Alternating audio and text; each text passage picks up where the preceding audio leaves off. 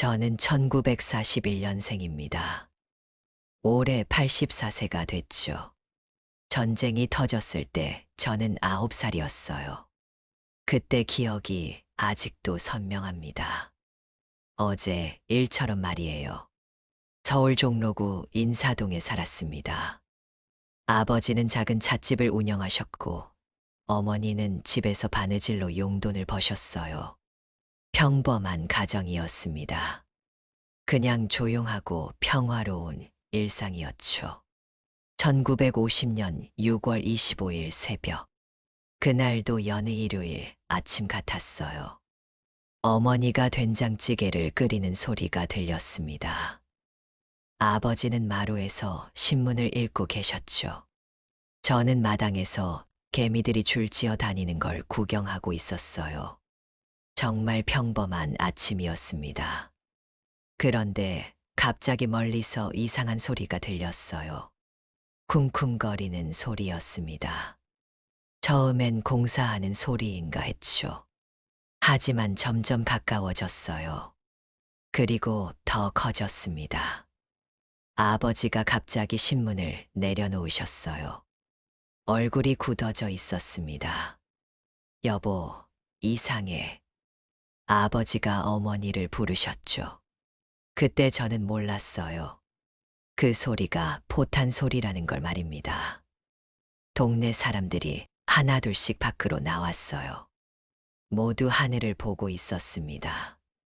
비행기가 날아가고 있었죠. 평소와 다른 비행기였어요. 소리도 다르고 색깔도 달랐습니다. 그때 옆집 김 아저씨가 뛰어오셨어요. 전쟁이야. 북한이 내려왔다. 큰 소리로 외치셨습니다. 전쟁이라는 말을 처음 들었어요. 무슨 뜻인지도 몰랐죠. 그냥 어른들이 모두 무서워하니까 저도 무서웠습니다. 어머니가 저를 꽉 안으셨어요.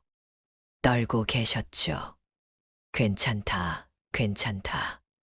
자꾸 그렇게 말씀하셨는데 목소리가 떨렸어요. 전혀 괜찮지 않다는 걸 알 수 있었습니다. 라디오에서 계속 이상한 소리가 나왔어요. 사람들이 웅성거렸습니다. 피난을 가야 한다더라. 서울이 위험하다더라. 이런 말들이 들렸죠. 피난이 뭔지도 몰랐어요. 그냥 어디론가 가는 거라고 생각했습니다. 그날 밤은 한잠도 못 잤어요. 계속 소리가 들렸거든요. 멀리서 터지는 소리, 비행기 소리, 사람들 외치는 소리. 무서웠습니다. 어머니 품에 안겨서 떨고 있었어요. 새벽에 아버지가 저를 깨우셨습니다. 일어나라. 지금 당장 떠나야 한다. 아직 어둠이 가시지 않은 시간이었어요. 아버지 얼굴이 심각했습니다. 평소 온화하신 분이셨는데 그날은 달랐어요. 어머니는 보따리를 싸고 계셨습니다. 옷가지와 쌀, 그리고 몇 가지 소중한 물건들을 넣으셨죠. 저는 제가 가장 아끼던 팽이를 챙겼어요. 그게 제 전 재산이었습니다. 문득 생각해보니 그날이 제 어린 시절의 마지막 날이었어요. 그 이후로는 어린이가 아니었습니다. 전쟁 속에서 살아남아야 하는 사람이 됐죠. 9살 소년의 평범한 일상은 그렇게 끝났습니다. 지금 당장 산으로 가야 한다. 아버지가 급하게 말씀하셨어요. 평소 차분하신 분이셨는데 그날은 달랐습니다. 목소리에 다급함이 묻어났죠. 새벽 4시였어요. 아직 캄캄했습니다. 어머니는 부엌에서 밥을 짓고 계셨어요. 밥이라도 먹고 가자. 그렇게 말씀하셨죠. 하지만 아버지는 고개를 저으셨습니다. 시간이 없어. 지금 당장 나가야 해. 그때 멀리서 총소리가 들렸어요. 탕탕탕. 처음 듣는 소리였습니다. 무서웠어요. 어머니가 저를 꽉 안으셨죠. 무서워하지 마라. 그렇게 말씀하셨는데 어머니도 떨고 계셨어요. 보따리 하나씩 짊어지고 집을 나섰습니다. 골목길에는 사람들이 가득했어요. 모두 똑같은 생각이었던 거죠. 피난을 가야 한다는 생각 말입니다. 어른들 얼굴이 모두 굳어 있었어요. 어디로 가는 거예요? 제가 아버지께 물었습니다. 남쪽으로 가야 한다. 아버지가 대답하셨어요. 남쪽이 어딘지도 몰랐죠. 그냥 집에서 멀어지는 거라고 생각했어요. 종로 거리는 난리가 났습니다. 사람들이 우르르 몰려다녔어요. 리어카에 짐을 가득 싣고 가는 사람들도 있었죠. 울음소리도 들렸고요. 아이들이 무서워서 우는 소리였어요. 그때 하늘에서 이상한 소리가 났습니다. 윙윙거리는 소리였어요. 비행기 소리였죠. 사람들이 모두 하늘을 봤습니다. 검은 점들이 날아가고 있었어요. 적기다.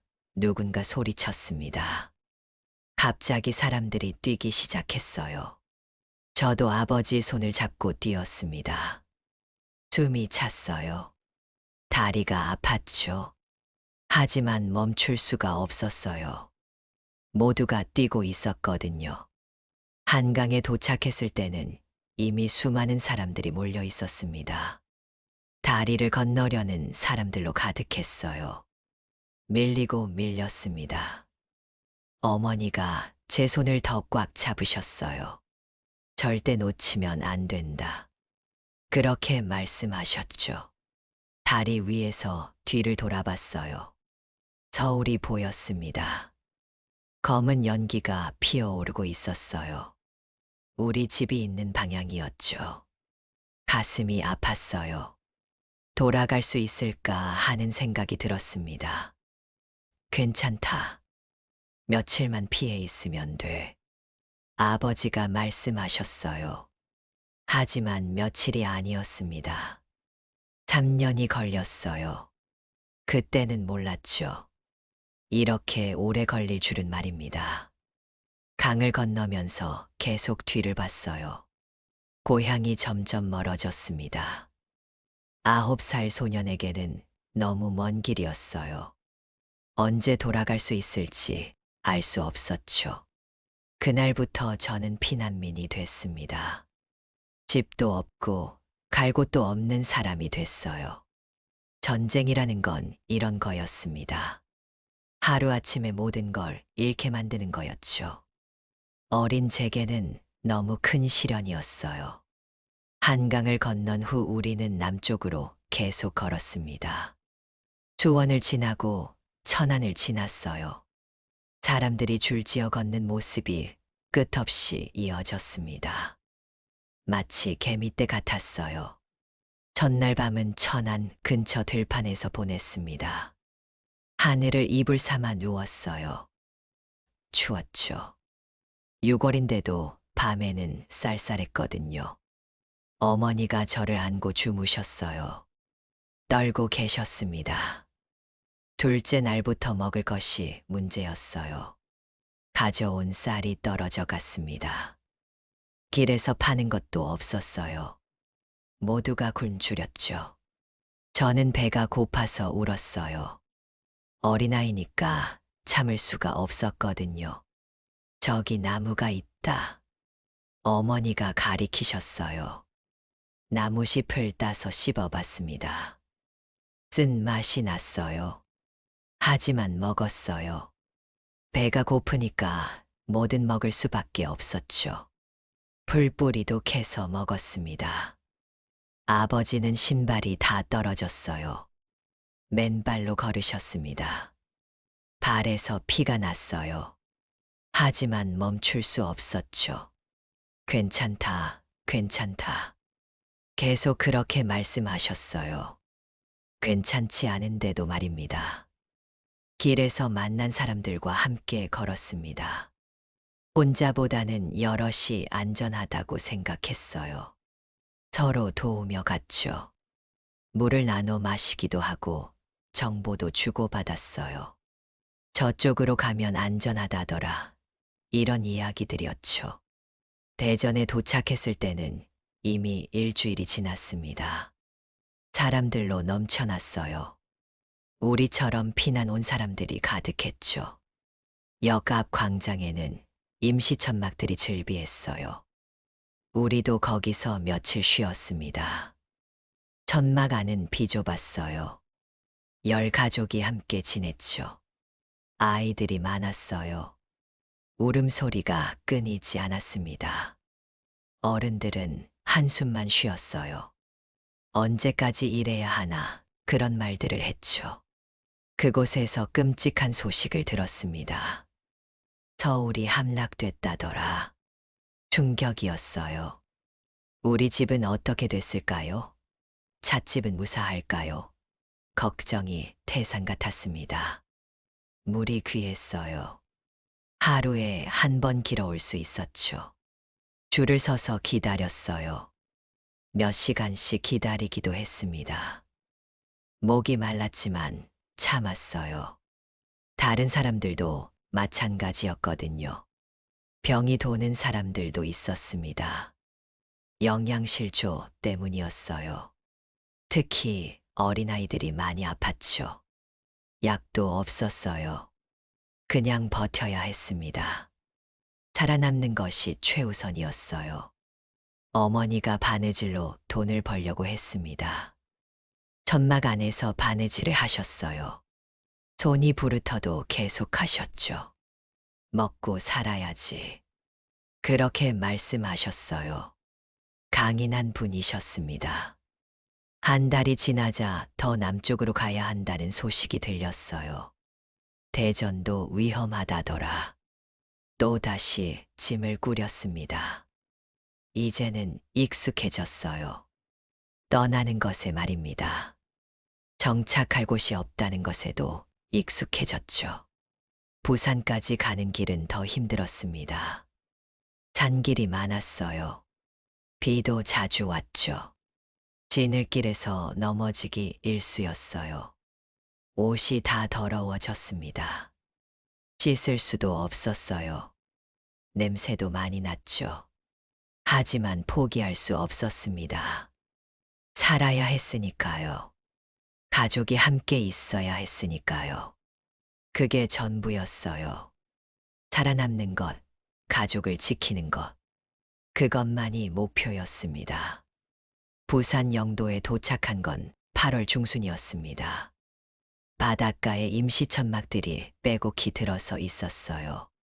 우리도 그곳에 자리를 잡았죠. 천막 하나가 우리 집이 됐습니다. 천막은 정말 작았어요. 3명이 누우면 꽉 찼죠. 서로 등을 맞대고 잤어요. 비가 오면 물이 샜습니다. 양동이로 받아야 했어요. 바람이 불면 천막이 날아갈 것 같았죠. 하지만 이상했어요. 며칠 지나니 적응이 됐습니다. 사람은 어디서든 살 수 있다는 걸 알았어요.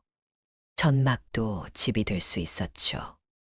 중요한 건 가족이 함께라는 거였어요. 옆 천막에는 평양에서 온박씨 가족이 살았습니다. 아들이 저와 비슷한 나이였어요. 이름이 민수였죠. 금세 친해졌어요. 전쟁통에 만난 친구였지만 진짜 형제 같았습니다. 민수네 어머니는 요리를 잘하셨어요. 가끔 반찬을 나눠주셨죠. 우리 어머니도 바느질에서 얻은 옷감을 드렸어요. 서로 도우며 살았습니다. 이웃이라는 게 이런 거구나 싶었어요. 아버지는 부두에서 일을 구하셨습니다. 짐을 나르는 일이었어요. 힘들어 보이셨죠. 손이 거칠어지셨고 허리도 아프셨어요. 하지만 불평하지 않으셨습니다. 가족을 위해서였죠. 저는 바닷가에서 조개를 주웠습니다. 팔 수 있는 조개들이 있었어요. 큰 건 시장에 내다 팔고 작은 건 집에서 끓여 먹었죠. 바다가 우리를 먹여 살렸어요. 고마웠습니다. 학교는 갈 수 없었습니다. 임시학교가 있긴 했지만 멀었어요. 그리고 일을 해야 했죠. 공부보다는 생존이 우선이었어요. 아쉽긴 했지만 어쩔 수 없었습니다. 대신 민수와 함께 글을 배웠어요. 민수네 아버지가 선생님이셨거든요. 천막 안에서 한글을 가르쳐 주셨죠. 모래에 글자를 써가며 배웠어요. 전쟁통에도 공부는 해야 한다고 하셨습니다. 여름이 지나고 가을이 왔어요. 부산은 그리 춥지 않았습니다. 하지만 천막은 추웠죠. 바람이 잘 들어왔거든요. 어머니가 헌 옷을 기워서 이불을 만드셨어요. 따뜻했습니다. 겨울이 되자 더 어려워졌어요. 일자리가 줄었거든요. 아버지가 며칠씩 일을 못 구할 때도 있었죠. 그럴 때는 정말 힘들었어요. 하루 한 끼도 못 먹을 때가 있었습니다. 하지만 희망을 잃지 않았어요. 곧 끝날 거야. 어른들이 그렇게 말했죠. 내년 봄이면 집에 갈 수 있을 거야. 그 말을 믿었어요. 믿어야 했습니다. 그래야 버틸 수 있었거든요. 새해가 왔어요. 1951년이었죠. 천막에서 맞은 첫 새해였어요. 떡국은 못 먹었지만 바다에서 주운 미역으로 국을 끓였습니다. 그것도 새해 음식이라고 생각했어요. 올해는 집에 갈 수 있을까? 제가 물었습니다. 그럼 꼭 갈 수 있을 거야. 아버지가 대답하셨어요. 확신에 찬 목소리였어요. 하지만 2년이 더 걸렸습니다. 그때는 몰랐죠. 그래도 우리는 살아 있었어요. 가족이 모두 건강했죠. 그게 가장 중요한 거였습니다. 전쟁통에도 삶은 계속됐어요. 사람들은 적응하며 살아갔죠. 강인한 생명력이었습니다. 1951년 봄, 충격적인 소식을 들었습니다. 서울에 있던 할머니가 돌아가셨다는 거였어요. 피난을 못 가시고 서울에 남아 계셨는데 겨울을 나지 못하셨다고 했죠. 어머니가 며칠 동안 우셨습니다. 내가 모시고 왔어야 했는데 어머니가 자꾸 그렇게 말씀하셨어요.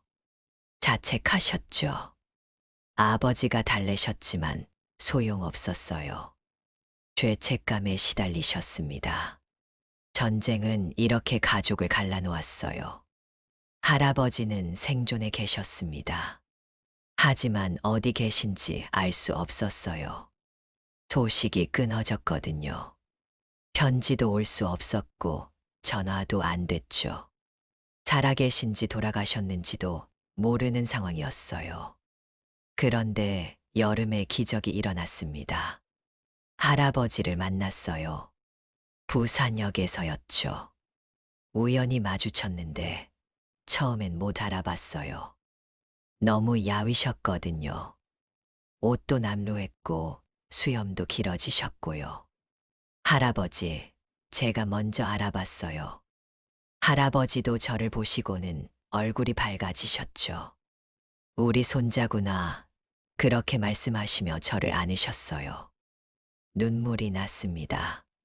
정말 반가웠어요. 할아버지는 혼자 피난 오셨다고 했어요. 걸어서 오셨는데 2달이 걸렸다고 하셨죠. 중간에 쓰러지기도 하고 길을 잃기도 하셨대요. 하지만 포기하지 않으셨어요. 가족을 만나고 싶어서였죠. 할아버지를 천막으로 모셨습니다. 어머니가 정말 기뻐하셨어요. 아버지도 마찬가지였죠. 가족이 한 명 더 늘어났어요. 좁은 천막이 더 좁아졌지만 마음은 든든했습니다. 할아버지는 서울 소식을 들려주셨어요. 집은 무사하더라. 하지만 찻집은 문을 닫았어. 그렇게 말씀하셨죠. 예상했던 일이지만 마음이 아팠어요. 아버지의 평생 일터였거든요. 괜찮다. 다시 시작하면 돼. 아버지가 말씀하셨어요. 낙천적인 분이셨죠. 할아버지도 고개를 끄덕이셨어요. 살아있는 게 다행이야. 그렇게 말씀하셨습니다. 하지만 모든 가족을 만날 수는 없었어요. 큰아버지네는 소식이 없었거든요. 함흥에 사셨는데 북한 지역이라 연락이 안 됐죠. 사촌들은 어떻게 지내고 있을까요? 걱정이 많았어요. 할아버지와 함께 지내면서 전쟁 이야기를 많이 들었습니다. 전쟁이라는 건 이런 거야. 할아버지가 말씀하셨어요. 가족을 흩어놓고 집을 부수고 사람 마음에 상처를 내는 거야. 하지만 우리는 살아남았잖아. 제가 말했어요.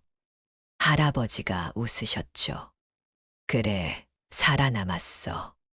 그게 가장 중요한 거야.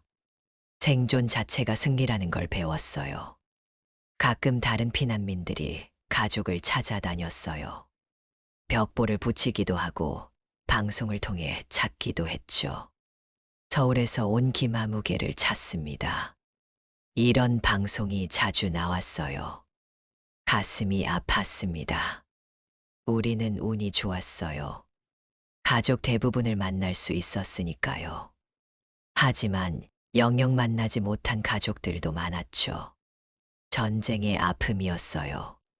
헤어짐의 아픔이었습니다. 그래도 희망을 잃지 않았어요. 언젠가는 만날 수 있을 거야. 서로 격려하며 지냈죠. 전쟁이 끝나면 모든 게 해결될 거라고 믿었어요. 그 믿음이 우리를 지탱해 줬습니다. 1953년 7월 27일, 드디어 휴전협정이 체결됐습니다. 라디오에서 소식을 들었어요. 전쟁이 끝났다. 사람들이 환호성을 질렀죠. 저도 뛸 듯이 기뻤어요. 마침내 집에 갈 수 있게 됐다는 생각에 말입니다. 하지만 바로 돌아갈 수는 없었어요. 서울로 가는 교통편이 부족했거든요. 그리고 집이 온전할지도 의문이었죠. 일단 기다려야 했어요. 몇 달 더 기다렸습니다. 그해 가을, 드디어 서울행 기차에 몸을 맡겼습니다. 3년 만의 귀향이었어요. 기차 안은 피난민들로 가득했죠. 모두 고향으로 돌아가는 사람들이었어요. 설렘과 불안이 교차했습니다. 서울역에 도착했을 때 깜짝 놀랐어요. 폐허가 됐더군요. 역사도 부서지고 주변 건물들도 많이 무너져 있었어요. 전쟁의 흔적이 고스란히 남아 있었죠. 마음이 무거워졌습니다. 인사동으로 가는 길에 본 서울은 상상 이상이었어요. 곳곳에 총탄 자국이 있었고 건물들이 반쯤 무너져 있었죠. 사람들은 천막이나 판잣집에서 살고 있었어요. 우리가 떠날 때와는 완전히 다른 모습이었습니다. 우리 집도 예외는 아니었어요. 지붕이 반쯤 무너져 있었고 벽에는 구멍이 뚫려 있었죠. 찻집은 흔적도 없었어요. 간판만 부러져서 땅에 떨어져 있었습니다. 아버지가 한참 동안 서 계셨어요. 다시 시작하자. 아버지가 말씀하셨어요. 목소리에는 의연함이 있었죠. 절망하지 않으셨어요. 오히려 소매를 걷어붙이셨습니다. 집부터 고치자. 그렇게 말씀하시며 부서진 벽돌을 치우기 시작하셨어요. 온 가족이 나섰습니다. 할아버지까지 함께 했죠. 부서진 것들을 치우고 쓸만한 재료들을 모았어요. 이웃들도 도와주셨습니다. 서로 힘을 합쳐야 할 때였거든요. 한 달 만에 지붕을 고쳤습니다. 벽도 어느 정도 막았어요. 완벽하지는 않았지만 비는 피할 수 있었죠. 집이라고 부를 수 있는 모습이 됐어요. 기뻤습니다. 우리만의 공간이 생겼으니까요. 찻집을 다시 열기는 어려웠어요. 돈도 없고 재료도 구하기 힘들었거든요. 대신 아버지는 막노동을 하셨습니다. 건물 짓는 일이었어요. 전쟁 후 복구 작업이 많았거든요. 일자리는 있었죠. 어머니도 바느질을 다시 시작하셨어요. 전쟁으로 옷이 부족했거든요. 수선하는 일이 많았어요. 밤늦도록 바느질을 하셨습니다. 이것도 일이야. 그렇게 말씀하셨죠. 저는 학교에 갔습니다. 3년 만에 등교였어요. 교실은 임시로 만든 곳이었죠. 책걸상도 부족했어요. 하지만 공부할 수 있다는 게 기뻤습니다. 배우고 싶었거든요. 친구들도 많이 변해 있었어요. 키도 크고 얼굴도 달라졌죠. 전쟁을 겪은 아이들은 어른스러웠어요. 놀이보다는 일 이야기를 더 많이 했습니다. 어른들의 걱정을 이해하게 됐거든요. 겨울이 오기 전에 난방 문제를 해결해야 했어요. 연탄도 비쌌거든요. 나무를 주워다가 떼기도 했죠. 추운 겨울이었지만 견딜만 했어요. 부산 천막보다는 훨씬 나았거든요. 조금씩 일상이 돌아왔습니다. 장사하는 사람들도 생겼고 버스도 다니기 시작했어요. 거리에는 사람들이 나왔죠. 서울이 살아나고 있었어요. 천천히지만 확실하게 회복되고 있었습니다. 1년이 지나자 많이 나아졌어요. 아버지가 작은 구멍가게를 열었거든요. 찻집은 아니었지만 장사였죠. 손님들이 하나둘씩 오기 시작했어요. 희망이 보이기 시작했습니다. 하지만 완전히 예전 같지는 않았어요. 전쟁의 상처가 남아 있었거든요. 가끔 밤에 폭음이 들리면 깜짝 놀라곤 했죠. 전쟁의 트라우마였어요. 시간이 지나야 아물 상처였습니다. 그래도 우리는 살아남았어요. 가족이 모두 건강했죠. 집도 있고 일도 있었어요. 그게 가장 소중한 거였습니다. 전쟁이 우리에게서 모든 걸 빼앗아 갔지만 다시 시작할 수 있는 힘은 남겨뒀어요. 지금 생각해보면 전쟁이라는 건 정말 무서운 거였어요. 단순히 사람이 죽고 다치는 것만이 아니었습니다. 사람의 마음과 삶을 완전히 바꿔버리는 거였죠. 9살 소년이었던 제게는 평생의 상처가 됐어요. 전쟁 전까지는 세상이 안전한 곳이라고 생각했습니다. 부모님이 계시고 집이 있고 친구들이 있는 평범한 곳이었죠. 하지만 전쟁이 터지면서 모든 게 무너졌어요. 안전이라는 건 착각이었다는 걸 알았습니다. 가장 힘들었던 건 불안감이었어요. 언제 또 피난을 가야 할지 모른다는 생각이 항상 있었거든요. 밤에 큰 소리가 나면 깜짝 놀라곤 했죠. 또 전쟁인가? 그런 생각이 먼저 들었어요. 평생 그 불안감을 안고 살았습니다. 전쟁은 사람을 바꿔놓더군요. 평소 온순하던 분들이 거칠어지기도 했고, 친했던 사람들이 멀어지기도 했어요. 생존이 우선이다 보니 인정도 메말라갔죠. 서로 의심하게 되고 경계하게 됐어요. 하지만 반대의 모습도 봤습니다. 어려울 때 서로 도우는 사람들도 많았어요. 민수네 가족처럼 나눠주는 분들도 있었죠. 전쟁이 인간의 악한 면을 드러내기도 했지만 선한 면도 보여줬어요. 아이들은 특히 힘들었어요. 놀 수도 없고 배울 수도 없었거든요. 어른들의 걱정을 나눠줘야 했죠. 제 나이 또래 친구들 중에는 일찍 철든 아이들이 많았어요. 어쩔 수 없었습니다. 음식에 대한 트라우마도 생겼어요. 배고팠던 기억이 너무 강렬해서 음식을 버리지 못하게 됐죠. 지금도 밥 한 톨도 남기지 않아요. 아내가 이상하다고 하지만 어쩔 수 없어요. 몸에 밴 습관입니다. 전쟁이 끝난 후에도 오래도록 영향을 받았어요. 성격이 조심스러워졌거든요. 미래에 대한 계획을 세우기 어려웠어요. 언제 또 뭔 일이 생길지 모르니까. 그런 생각이 항상 있었죠. 결혼을 하고 아이들을 낳았을 때도 마찬가지였어요. 아이들이 아프거나 다치면 과도하게 걱정했어요. 전쟁 때 본 아픈 아이들이 생각났거든요. 아내는 제가 너무 신경질적이라고 했죠. 그래도 후회는 하지 않아요. 전쟁을 겪었기 때문에 평화의 소중함을 알게 됐거든요. 평범한 일상이 얼마나 귀한 건지 깨달았어요. 매일 똑같이 반복되는 일상이야말로 가장 큰 행복이라는 걸 알았습니다. 젊은 사람들에게 꼭 하고 싶은 말이 있어요. 전쟁은 절대 일어나서는 안 된다는 거예요. 어떤 이유로도 정당화될 수 없어요. 승리하는 쪽도 없어요. 모두가 피해자가 되는 게 전쟁입니다.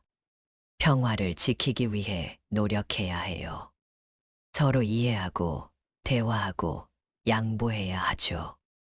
작은 갈등이 큰 전쟁으로 번질 수 있어요. 그러니 미리미리 해결해야 합니다. 그게 우리 세대가 배운 교훈이에요. 전쟁의 상처는 평생 따라다녀요. 몸의 상처는 아물어도 마음의 상처는 쉽게 낫지 않아요. 그러니 절대 전쟁을 일으켜서는 안 됩니다. 다음 세대에게 같은 고통을 물려줘서는 안 되거든요. 지금도 가끔 꿈을 꿔요. 전쟁 꿈을 말입니다. 피난 가는 꿈, 배고픈 꿈, 가족을 잃는 꿈들이에요. 깨고 나면 식은땀이 흘러있죠. 70년이 지났는데도 여전해요. 전쟁이라는 건 이런 거예요. 올해로 84세가 됐습니다. 전쟁을 겪은 지 70년이 넘었어요. 세월이 많이 흘렀죠. 하지만 그때 기억은 여전히 생생해요. 마치 어제 일처럼 선명하게 남아 있습니다. 지금은 손주들과 함께 살고 있어요. 막내 손녀가 9살인데 제가 전쟁을 겪었을 때와 같은 나이예요. 그 아이를 볼 때마다 그때 생각이 나죠. 이 아이는 절대 그런 일을 겪게 하면 안 돼. 그런 생각을 해요. 손주들에게 가끔 전쟁 이야기를 들려줍니다. 처음에는 믿지 않더군요. 할아버지 정말이에요? 그렇게 물어봤어요. 지금 아이들에게는 상상도 할 수 없는 일이니까요. 다행스러운 일이에요. 요즘은 매일 아침 공원을 산책해요. 집 근처 작은 공원인데 평화롭고 조용해요. 나무들이 우거져 있고 새들이 지저귀죠. 벤치에 앉아서 사람들이 지나다니는 걸 보면 마음이 편해져요. 특히 아이들이 뛰어노는 모습을 보면 행복해집니다. 웃음소리가 들리고 밝은 얼굴들을 보면 가슴이 뭉클해져요. 아, 이게 평화구나. 그런 생각이 들어요. 평범한 일상이 얼마나 소중한지 새삼 깨달아요. 가끔 옛 전우들과 만나기도 해요. 전쟁을 함께 겪은 분들이죠. 모두 나이가 많으셔서 하나둘씩 세상을 떠나고 계세요. 만날 때마다 살아있어서 고맙다는 인사를 나눠요. 진심이에요. 그분들과 이야기할 때는 전쟁 얘기를 많이 하지 않아요. 대신 손주 자랑, 건강 이야기를 더 많이 하죠.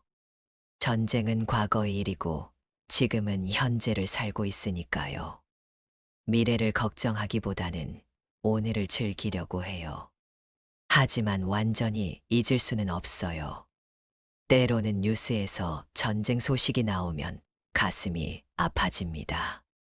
지구 어딘가에서는 아직도 전쟁이 벌어지고 있거든요. 그곳의 아이들을 생각하면 마음이 무거워져요. 왜 사람들은 배우지 못할까? 그런 생각을 자주 해요. 역사는 반복된다고 하지만 전쟁만큼은 반복되면 안 되는데 말이에요. 하지만 여전히 세계 곳곳에서 분쟁이 일어나고 있어요. 안타까운 일입니다. 요즘 가장 큰 행복은 손주들과 함께하는 시간이에요. 함께 밥을 먹고 옛날 이야기를 들려주고 공원을 산책해요. 단순하지만 소중한 시간들이죠. 전쟁통에는 상상도 못했던 일들이에요. 특히 손녀가 할아버지 사랑해요 라고 말할 때면 눈물이 날 것 같아요. 전쟁 때는 사랑이라는 말을 할 여유도 없었거든요. 생존이 우선이었으니까요. 지금은 사랑을 표현할 수 있어서 행복해요. 건강이 허락하는 한 계속 이야기를 들려주고 싶어요. 전쟁의 참상을, 평화의 소중함을 말이에요. 제가 겪은 일들이 헛되지 않으려면 누군가는 기억해야 하거든요. 증언자의 역할을 해야 해요. 가끔 학교에 가서 아이들에게 강연을 하기도 해요. 처음에는 시끄럽던 아이들도 이야기를 듣고 나면 조용해져요. 진지한 표정으로 질문도 하죠. 할아버지 무서웠어요? 그런 질문들이에요. 무서웠지만 포기하지 않았어. 그렇게 대답해요. 가족이 있었으니까, 희망이 있었으니까. 아이들이 고개를 끄덕여요. 제 이야기가 그 아이들에게 작은 교훈이 되기를 바라요. 이제 제 시간도 얼마 남지 않았을 거예요. 나이가 많으니까요. 하지만 후회는 없어요. 힘들었지만 의미 있는 삶을 살았다고 생각해요. 전쟁을 이겨냈고, 가정을 잃었고, 평화를 누렸으니까요.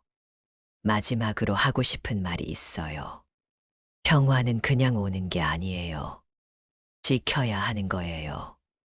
우리 모두가 노력해야 해요. 서로 이해하고, 배려하고, 대화하면서 말이에요. 그래야만 다음 세대도 평화로운 세상에서 살 수 있어요.